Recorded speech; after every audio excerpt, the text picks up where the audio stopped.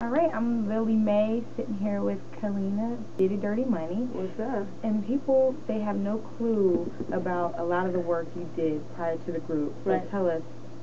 Well, before I was in the group, I actually was writing. You know what I mean? I was a solo artist as well. Actually did the remix to Usher's Confession, and that's what really put me on the radio and made me really want to do what I wanted to do in this industry. But before that, I was writing for the likes of Christina Milian, Aretha Franklin, Fantasia, Sierra, Bobby V, 3 6 Mafia, Slim Thug. I mean, Charlotte Church. It's like the list really goes on. And so, that was a way for me to backdoor the game.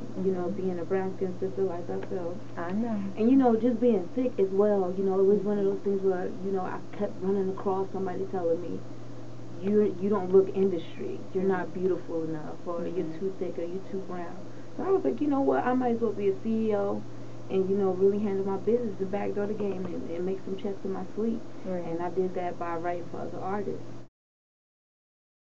I actually won Burger King Fest. Really? Okay, yeah, I did. Okay. I won the Burger King Fest, and that was the first time I met Puff. Wow. That was the first time I met Puff. I opened up for B5. Faith Evans was there. T.I. was there. Andre 3000. There was a lot of people. And so, I did one of my original songs, and it was amazing. It was big, and I remember Faith Evans stopping me, and she was like, "So you're a songwriter?" And I was like, "Yes, ma'am." And she was like, "I don't know, you should be an artist too. You're pretty dope." Wow. So it was good getting that, from Faith Evans, and then meeting Puff directly after. The next time I met him as a writer, and I still was doing my artist thing, but I had a son, so it stopped, my artist thing for 2 seconds, because a lot of people, they didn't want to understand that women can have children in the industry and keep going, Right. So I just was like, I'm gonna just get this writing thing back going, and I met Puff, and I dropped off some songs over at Red Zone, because that's where he was working, and he just came through again real quick and was like, yeah, nice to meet you. But one thing I learned about Puff is he'll meet someone once or twice, and then he'll remember you forever. Yeah, I went to LA. My publishing company put me in with Big John. Big John put me in with Rodney Jerkins. And man, me and Rodney did like 42 records, and it was like 20 out of 40, 20 of them got placed. And it was like, and they were going like hotcakes. We were on a roll. And the beautiful thing about working with Rodney Jerkins was he was always somebody I looked up to. He was just a great producer, and I have the ability to be able to morph into an artist. So if he said, we're doing a record for Shakira, I could kind of morph into that and make it sound like a Shakira record. And so Big John came in. Big John said, yo, man, what you think about going and working with Diddy? And mind you, I totally forgot that I met him 2 times before, and I was like, yeah, I think it'll be great. I think it'll be cool. And he said, tomorrow. Wow. I was like, word, okay, cool, because I thought it was going to be a process, And he was like, tomorrow, you meet him at his house. And I'm like, first of all, I'm meeting Diddy, and I'm going to his house in L.A., which was really crazy. So I get there, and his house is like super duper beautiful and super immaculate. So, you got to take your shoes off. So already you feel like you're walking in, King Dingling house or somebody, And so anyway, I get to the studio, and I wait for maybe 5 minutes. He didn't make me wait long.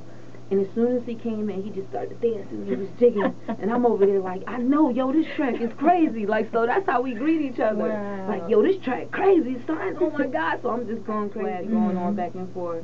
And we just hit it off. And that was Strobe Lights, actually, the beat that was playing. And that was the first task that I took on with Last Year in Paris. And that's what kind of brought me into Dirty Money. I started the sound of Last Year in Paris, and I was like, so what you doing? He's like, I think I'm going to do a group. And I was like, word. So who you going to get in the group? Because these songs is crazy. And I was totally not considering myself, But he was looking at me as a solo artist. He was like, yo, you dope, you crazy, and kept asking my management about me. But we just, was like, we here to write, man, and I just really wanted to get that off my chest. And after I finally finished with Puff and I was on my way home, I was going to the airport, and right when I jumped out the car, my phone rang and it said Uncle Sean, because I call him Uncle Sean. And he was like, yo, I know this ain't proper protocol, yo, but I'm just saying something like, yo, I want you to be my group, yo. Wow. And I was like, what? You know what I'm saying? I had just met Dawn, so it was dope. So this is has been my journey to you guys seeing me a lot, almost every day on your TV. And what has been one of the most challenging parts of working with someone as big as Diddy in the game? Like, what are the challenges of that? I mean, the challenges are working to, or just working to stay in a position that you're meeting his expectations. You know what I'm saying? Because they are very big and high ones, you know, to reach for. But at the same time, I do feel confident that he believes in me, and he trusts me enough to be beside him. Right. So that makes me feel, that's like a big boost of confidence there anyway. So I just like, you can't, if anybody can't validate you, this man validated me, and I'm just saying, like, I don't need nobody else. So, you know, that's definitely been one of the challenges that I'm beginning to feel really comfortable with, knowing that I'm standing beside Puff and I'm meeting all of his expectations.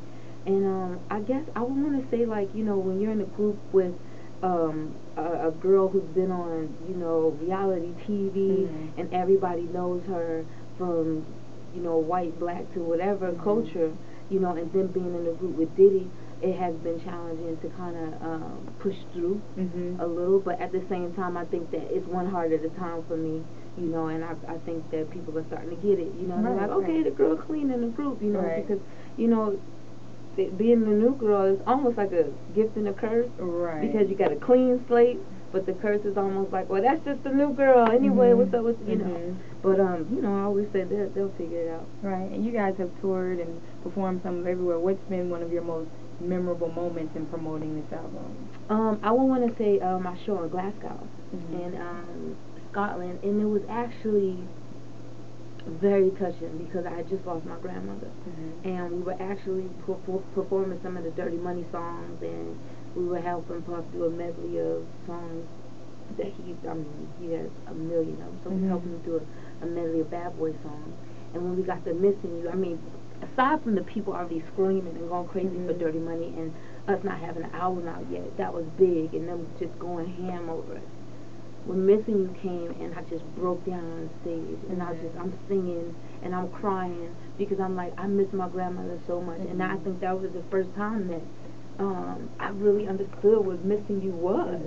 You know, that's a really, really deep record. So that was the first time that I was like, yo, I'm loving this Dirty Money shit. I love where I am right now.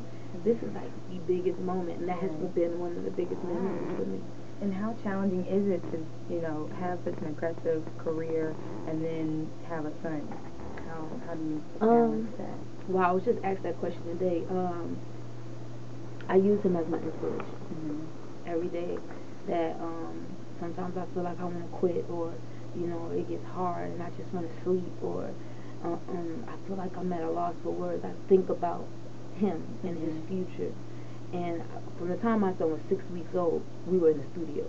You know what I mean? Like, as soon as I had him, I had no other choice but to go back.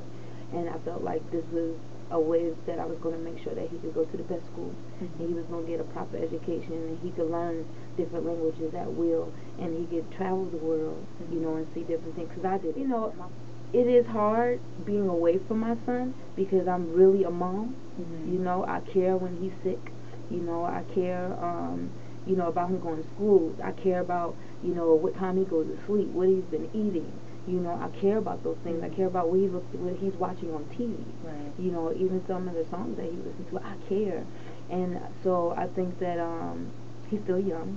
I'm still young, and you know, we're definitely going to be growing together. But I want him to be proud of his mommy. You know, so that's, you know, it's challenging just being away from him, but at the same time, I know why I'm doing it, and it's very, very clear to me why I'm doing it. So I mean, that's the comfort in it. And you're in, I guess, like a third phase now, which is you moving kind of aside from the group, doing your own thing. So describe Kalenna as a solo artist, your sound, your genre. Wow. You know what? I would say that I'm definitely pretty raw and unadulterated with what I'm saying. I do believe in love, but I also believe in loving yourself as well, and not like on some, like, you know, pride, super prideful, you know, super all about me shit, but like more like, you know, just real. Like, you know, I gotta do this for me to be able to help other people. Right. You know, and in my music it says that it's not just me singing in a club or, you know what I'm saying. I could be in a fucking field of poppy seeds. You know, I said poppy seeds. Y'all could tell I'm a drug addict, but I was trying to be serious. Sunflowers, a field of sunflowers. You know, I'm just saying, it goes from, you know, pop to country to Celtic rock to hip hop. You know, it's just a bunch of sounds that I've definitely been influenced by. You know what I'm saying? Traveling the world, but I always wanted to be an artist that went down in history because I had something to say. You know, so my music definitely says, you know, just a lot of different shit, but you can relate to. Right. We might be sitting here talking about going out to the club one minute, but you know, we might end up talking about love. Right. Or we might end up like, you know what, fuck it all. You know, whatever it is. But it's just a conversation that I'm allowing myself to have with my listeners, and it's not necessarily a love story. It's not a hate story. It's a story. Right. And if there's anything else you would want people to know, or you want people to look out for, or anything at all you want? Yeah. Well, I'm actually going to be a spokesperson for the Lupus Foundation. Oh, wow. So I actually am a spokesperson for the Lupus Foundation. And I lost my sister to it, so I'm definitely going to be making sure that very soon you guys hear a lot more of me speaking out about what lupus is. So, you know, just a lot of work, philanthropy work that I do want to do. So the I Heart Kalenna Foundation will be about all of these things. It would be about the necessity. Right.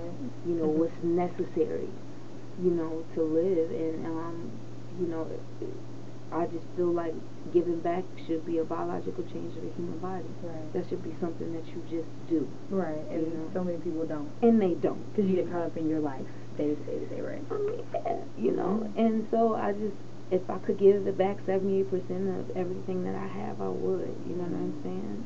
78.9, I would. You know? Right. And be okay with where I am in life. But, you know, those are the things that I'm working on, and I'm very, very excited about it, and I will have a blog up very soon. But it's not about me. It's about me, but it's not about me. You know what I mean? And I wanted that, we'll actually be doing a launch, and I'll make sure that we get all of the information to you.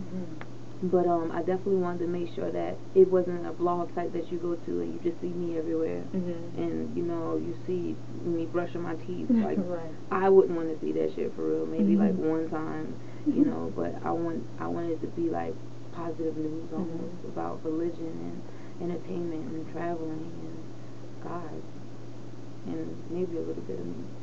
And so, but anyway, you guys can follow me at KDiddyBop. I really appreciate it. Get on my Twitter. And, you know, hear all of the weird shit that I say during the day. It's positive, but sometimes it's weird. But here I am, and I'm very excited about 2011 and what it has in store. And I will be coming out with a mixtape, not tomorrow, not next week, but soon. And I want it to be right because I have great music, and I want it to be presented to the world effectively.